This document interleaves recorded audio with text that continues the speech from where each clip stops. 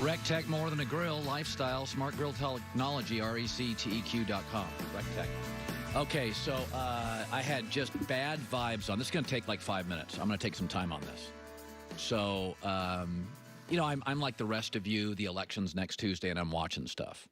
And I think what happens a lot of times, and we all do this in life, is we take the exception, and because we all have confirmation bias, we want to make it the rule. My entire life with polling for presidents, polling was pretty accurate within 3 or 4%. Polling's always been accurate.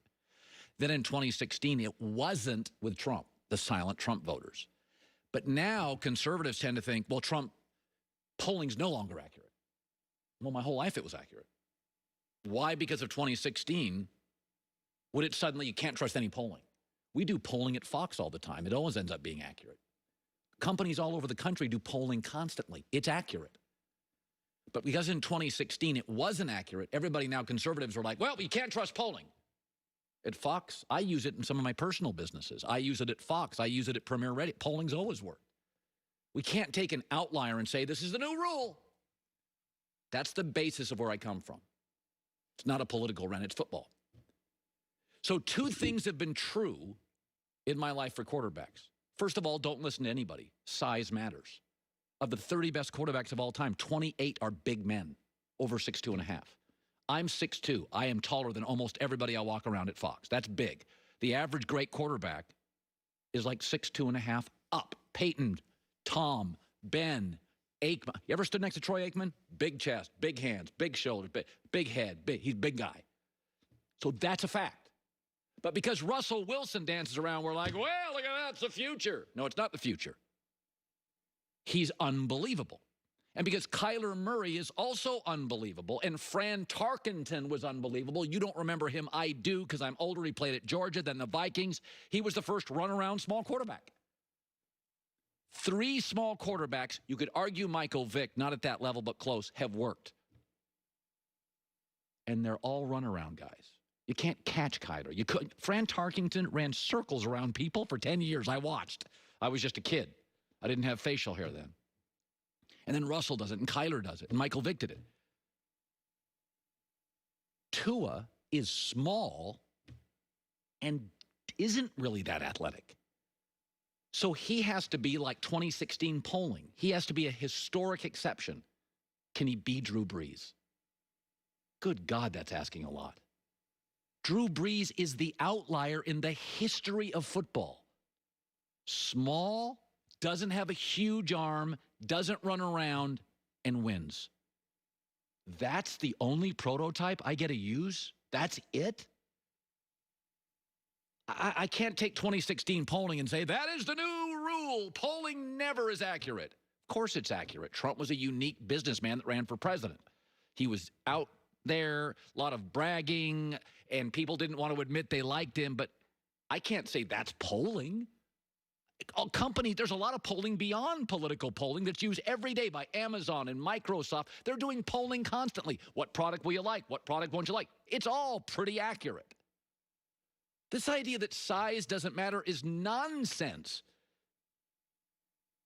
Go look at the 40 best quarterbacks.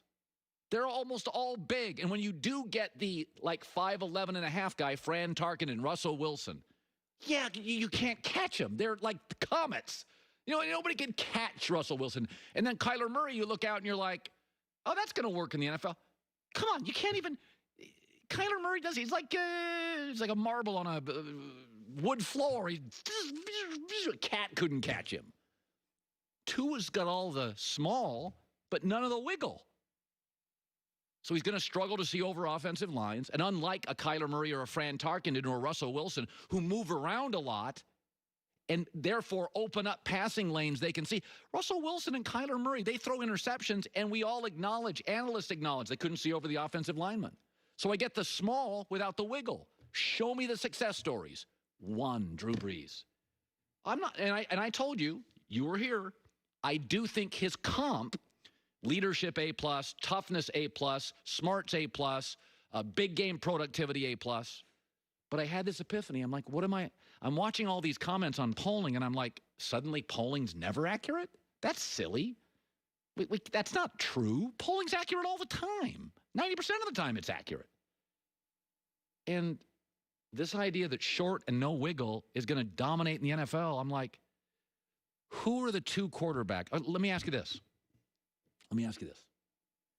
So think about Burrow and Justin Herbert.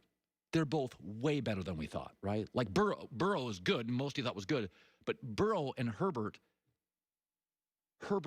big with a big arm. And we're all like, I can't believe he's good. We were stupid. He's a 4-point student with a rocket arm who's big and runs around. So he's got the arm Tua doesn't. He's got the size Tua doesn't. And he's got the wiggle Tua doesn't. That's why he's successful, because he can buy time. He runs around. He's got a huge arm. You can hit him. He's got huge size, no injury history. He's got all the things that Tua doesn't. And it's working big time in the NFL. Joe Burrow doesn't have a huge arm, but he's got all sorts of wiggle. He's got all sorts of wiggle. And he's got size. Tua doesn't have any of that.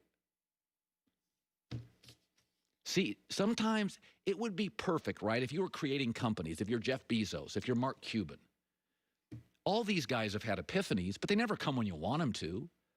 That's why you get all the information you can get before a draft. You hope you get the epiphany before the draft. But sometimes, and I've talked to Bill Polian and Hall of Fame GMs, they're like, I had an epiphany. It was in camp. I'm like, oh, of course it didn't work. Of course he doesn't work. Just like all these great business leaders. Bill Gates has had failures. Steve Jobs had failures. Jeff Bezos. Not all their businesses work because they get the epiphany after the deadline. And the deadline's the draft in the NFL. That's the deadline, the draft. You gotta have your epiphany before the draft. And I'm driving this morning and I'm like, wait a minute, this could be terrible. This could not work at all. This is why you have to play Tua now. You have to find out.